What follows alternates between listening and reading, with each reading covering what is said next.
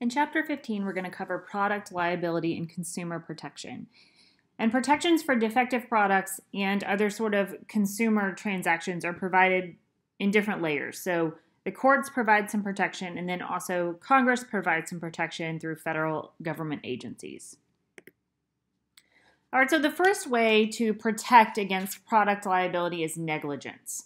And negligence was covered before in your first business law class, but negligence results when an individual fails to exercise the degree of care that a reasonable person would have exercised under the same circumstances.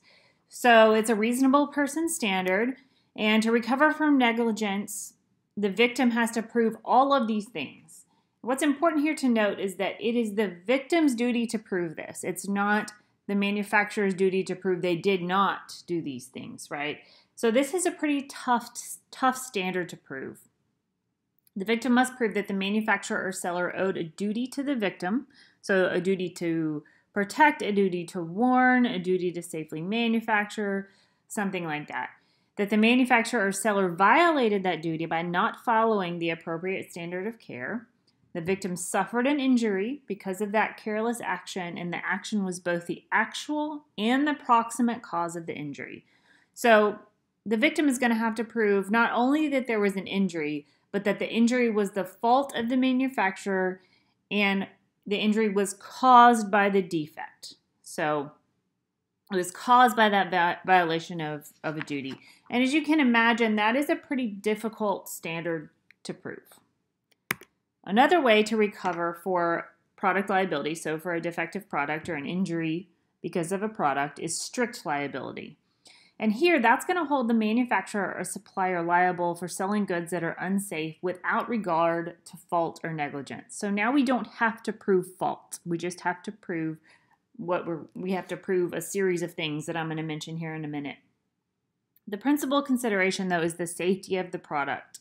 And a duty to warn of dangerous products may be required when some product is unavoidably dangerous, like a chainsaw or something. So people who are injured or suffer property damage from a defective product may recover if they can prove all of the following. And there's 6 things they have to prove to recover under strict liability. They have to prove that the manufacturer or seller sold the product in a defective condition. So that could be obviously that it was broken, right? A defective condition also includes an inadequate warning or an inadequate instruction. So that can also be considered a defective condition. They also have to prove that the manufacturer or seller was engaged in the business of selling the product. I can't have purchased it from a garage sale and tried to recover there. The product was unreasonably dangerous to the user or consumer. The defective condition was the proximate cause of the injury or damage, and the defective condition existed at the time it left the hands of the manufacturer or seller, and the consumer sustained physical harm or property damage by use or consumption of the product. All right, so this is a little bit easier than negligence because you don't have to prove fault. You just have to prove all the things that we talked about, but mainly that there was a defective product and it caused injury. One of the most famous cases here, and one that honestly drives people crazy, is the McDonald's hot coffee case. So if you're unfamiliar, a woman purchased coffee in a drive-thru and spilled the hot coffee on herself and burned herself and sued McDonald's and recovered. And people think that's crazy, but when you hear the facts, it doesn't seem quite as crazy. So the coffee was between 170 and 180 degrees when she received it. That was McDonald's standard. It was to serve coffee that hot. A liquid that hot can produce third-degree burns, which is the most serious type of burn that requires skin grafting to heal. So that liquid that hot can produce third-degree burns in 2 to 3 seconds. So in that case, in 2 to 3 seconds, you don't have time to get that hot liquid off of you, right? If it spills on your clothes, it's going to be there for 2 to 3 seconds before you can get that hot liquid off of you. So, and McDonald's sold that coffee with no warning, and they had been notified that 700 other people had been injured by their coffee. So, in that case, the victim recovered there under a strict liability theory.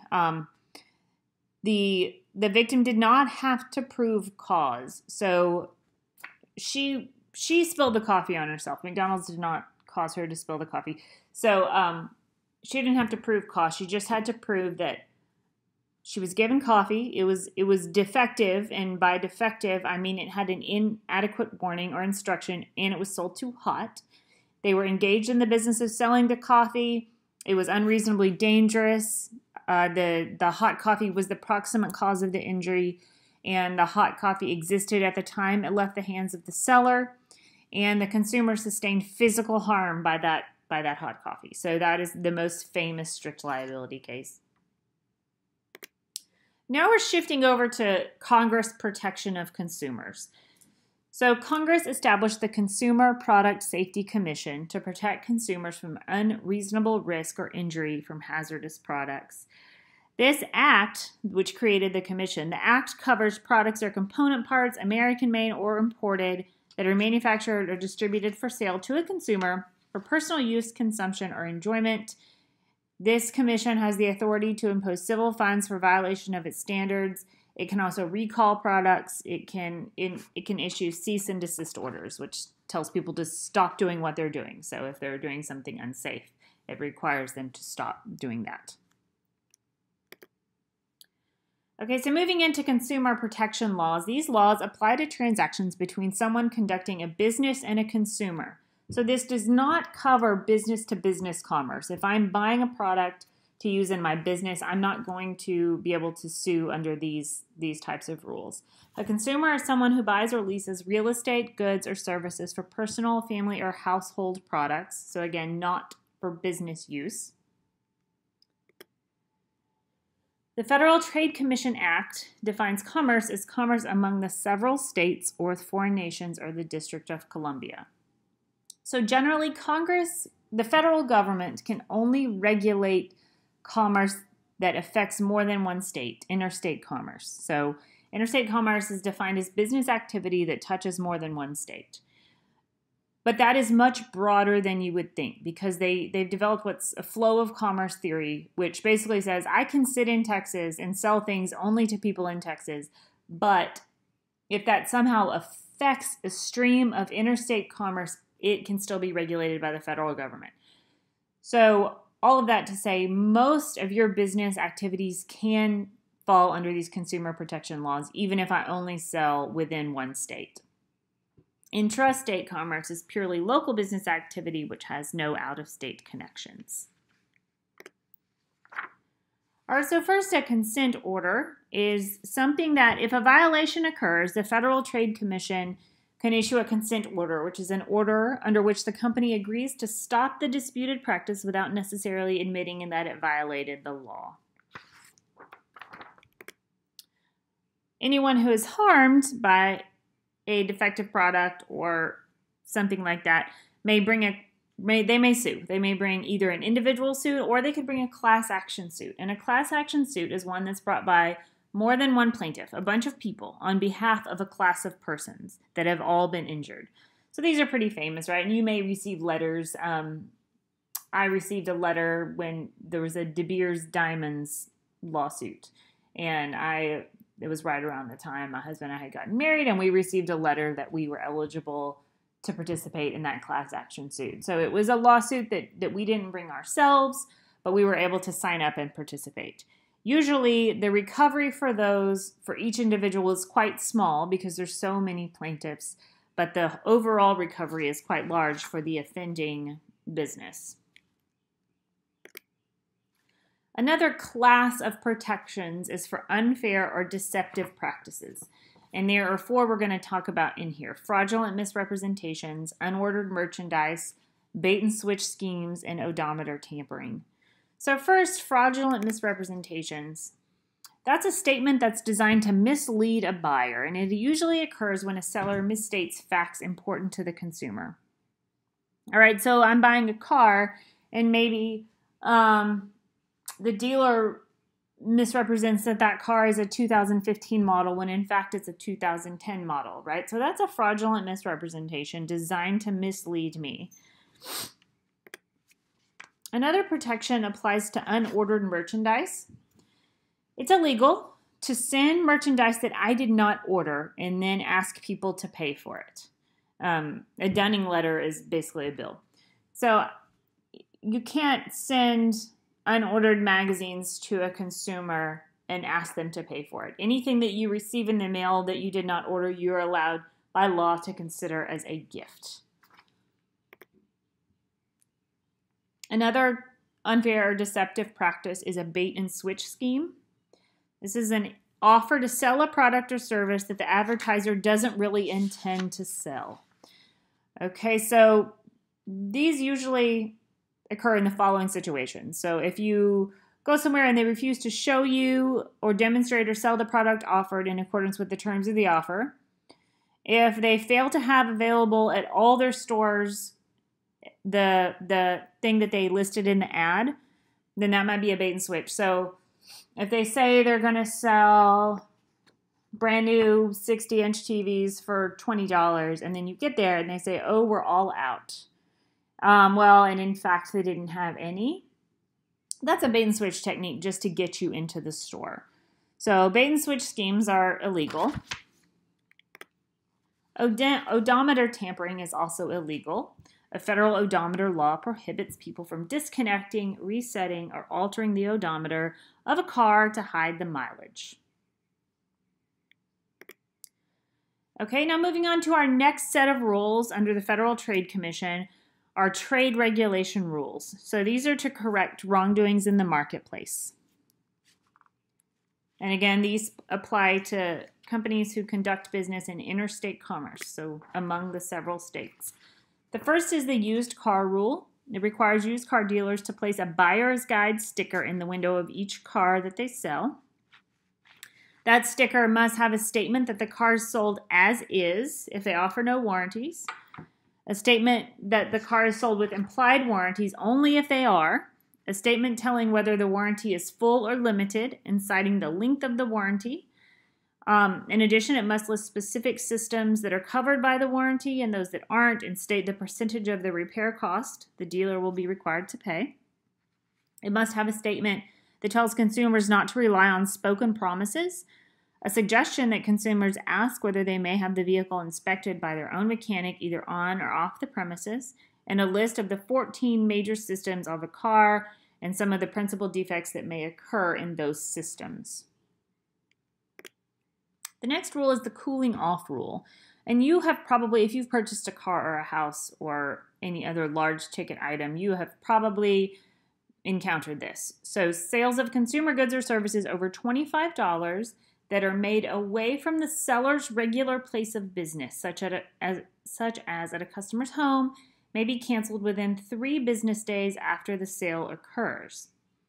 So this rule is going to require the seller to give the buyer 2 copies of a cancellation form, one of which the buyer may send to the seller any time before midnight of the 3rd business day after the contract was signed to cancel and void the contract. The cooling off rule does not apply, though, to sales that are less than $25, sales that involve items used for something other than personal, household, or family reasons, sales that are entered completely by phone or by mail, sales that begin at the seller's regular place of business and then are simply concluded at the buyer's home, sales that are made under emergency conditions, and sales that are involved in the repair or maintenance of personal property. All right, the next one we're going to talk about is the negative option rule. The negative option rule applies when I buy something or I subscribe to something and then it auto-renews. Okay, so say Netflix runs a special and I can get 3 months for $20 and then it auto-renews at its $17 per month, right? And it auto-renews until I cancel. So that would be covered under the negative option rule. Under that rule, sellers must tell subscribers the number of selections they must purchase, if any, the circumstances under which they can withdraw their membership, the notification process used to opt out of a selection, and the timing for the return of the negative option cancellation forms. It must also tell sellers the circumstances under which subscribers qualify for a credit in return, the technique for determining postage and handling cost, and the timing of each selection announcement.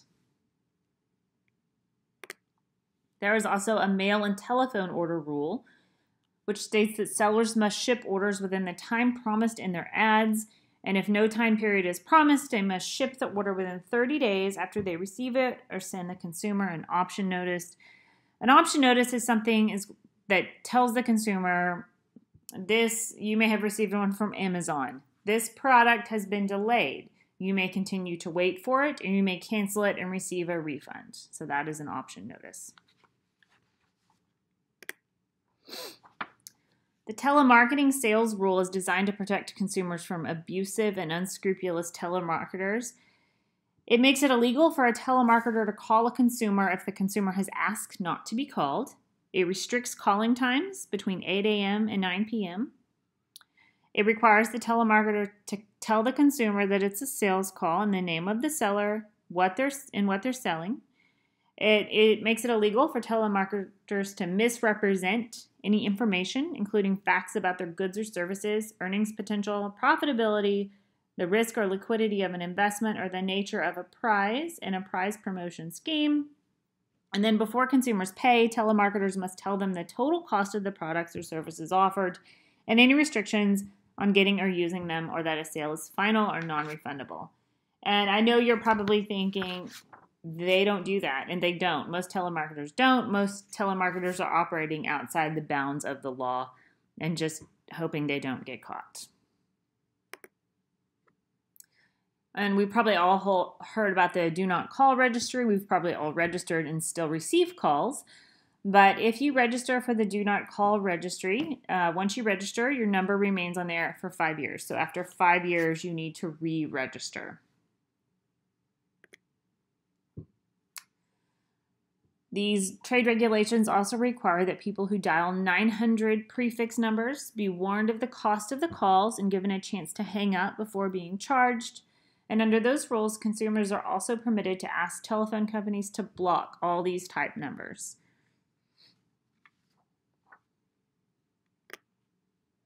There's also a CAN Spam Act, which is supposed to regulate unsolicited commercial email messages.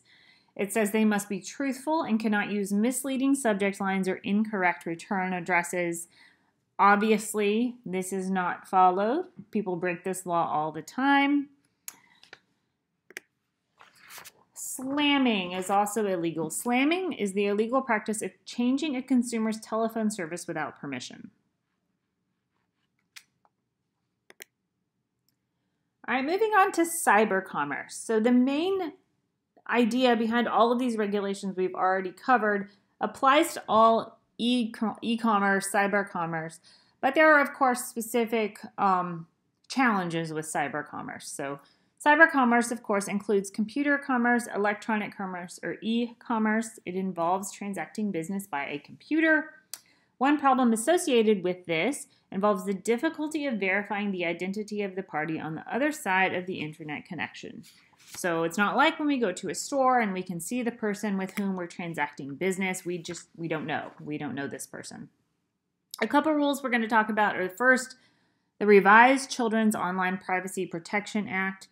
So this act has been around for a while. It mandates that website operators who have children as their target audience, and they define children as 12 years or younger, as part of their website operation,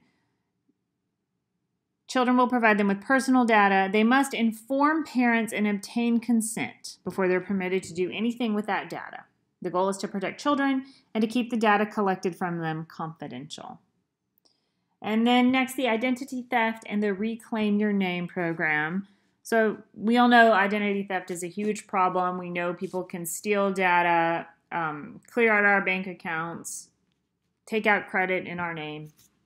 So this Reclaim Your Name is designed to help consumers obtain the electronic ability to monitor the use of their own personal data. The goal of the program is to empower consumers with the ability to determine when and where to share information about their personal lives, finances, employment, buying habits, bank accounts, and so on. Now we're going to move on to credit laws. So credit, of course, is borrowing money. So these laws protect consumers as they borrow money. The Consumer Financial Protection Bureau was created under Title X of the Dodd-Frank Act as part of the effort to regulate the actions and the products of the consumer finance industry. So the Dodd-Frank Act came about in 2008, which some of you may remember. That was the year that the economy just really tanked, and a lot of it had to do with mortgages, right? So they were government-backed mortgages, and people were borrowing when they shouldn't have been borrowing. And we didn't really have good regulations to prevent that. So this was all created at that time under the Dodd-Frank Act. It's ultimately responsible for ensuring that financial consumers are knowledgeable enough to make smart decisions regarding matters like credit cards, loans from banks, and other areas of the financial world. These are some acts that we have to protect consumer credit: Truth in Lending, Equal Credit Opportunity Act, Unauthorized Use of Credit Cards, Fair Credit Reporting Act, Fair Credit Billing Act, and Fair Debt Collection Practices Act. And we are going to talk about each of those in the following slides. First, the Truth in Lending Act. Lenders must disclose two important things to borrowers: the finance charge, which is the actual cost of the loan in dollars and cents, and then the annual percentage rate. So, both of these things must be clearly disclosed when you borrow money. If you have ever applied for a credit card, you know, in all of the verbiage in the back, you'll see usually a chart, and it'll be very clear about the finance charge and the annual percentage rate in that chart, and that's because of the Truth in Lending Act. The Equal Credit Opportunity Act ensures that all consumers are given an equal chance to receive credit, and it makes it illegal for banks and businesses to discriminate against credit applicants because of their sex, race, marital status, national origin, religion, or age, or because they get public assistance income. The Truth in Lending Act says that credit card holders are not responsible for unauthorized charges made after the card issuer has been notified of the loss, theft, or possible unauthorized use of the cards. So, and even then, after they've been notified, credit card holders are responsible only for the first $50 of any unauthorized charges. So if your credit card is stolen, you're only responsible for the first $50 of charges made that were not authorized by you. That's your credit card. Debit cards don't have that built-in protection. The credit card holder can avoid the $50 liability if the credit card issuer has not included on the card a method to identify the user of the card of potential theft.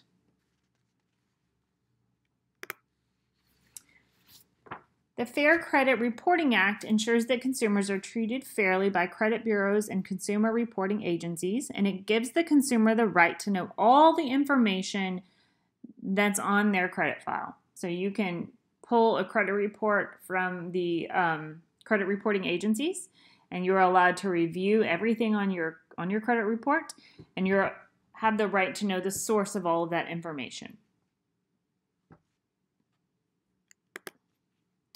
The Fair Credit Billing Act gives consumers who believe there's an error on their bill. It tells them they must notify the creditor within 60 days after the bill was mailed, and the notice must identify the consumer and give the account number, suspected amount of error, and an explanation of why the consumer believes there's an error. The Fair Debt Collection Practices Act specifies rules that must be followed by companies that are in the business of collecting debts for others. And we probably all know debt collection agencies can be brutal, and there are a lot of rules that apply to them to protect consumers. So here are just some. When they're trying to locate someone, a debt collector may not communicate by postcard or tell others the consumer owes money. When the debt collector knows the consumer is represented by an attorney, the debt collector may communicate only with the attorney. They're not supposed to call the debtor. A debt collector may not communicate with the consumer at any unusual or inconvenient time or place. Unless there are circumstances to the contrary, the convenient time for communicating with the consumer is between the hours of 8 a.m. and 9 p.m. A debt collector is never supposed to call outside of those hours. A debt collector may not communicate with the consumer at the consumer's place of employment if the debt collector knows the employer prohibits such communication. A debt collector may not communicate in connection with the collection of a debt with any person other than the consumer's attorney, the creditor's attorney, or a consumer reporting agency.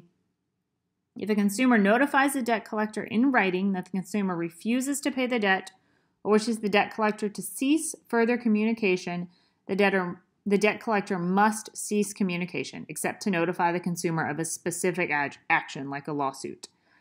Debt collectors may not harass consumers or use abusive techniques to collect debts.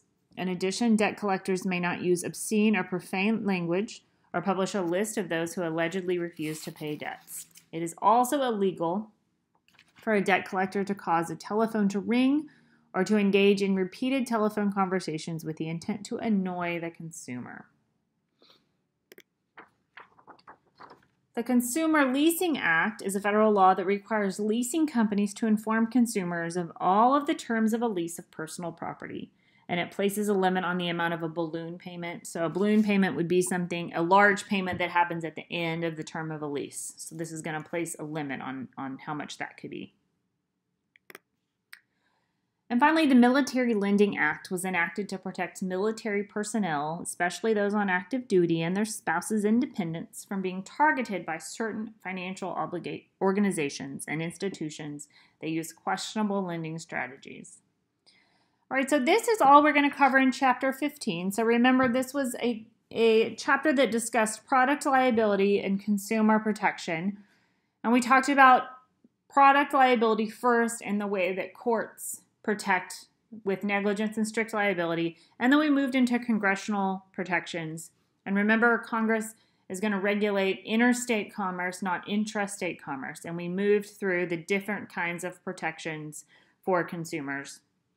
Another thing that we should consider that we don't cover here is that states also have their own laws. And we don't cover that here because obviously we're just talking about generally applicable principles to all 50 states. But wherever you're engaged in business, you also need to review the state consumer protection laws. Most of the time, they're going to pretty closely mirror these federal laws.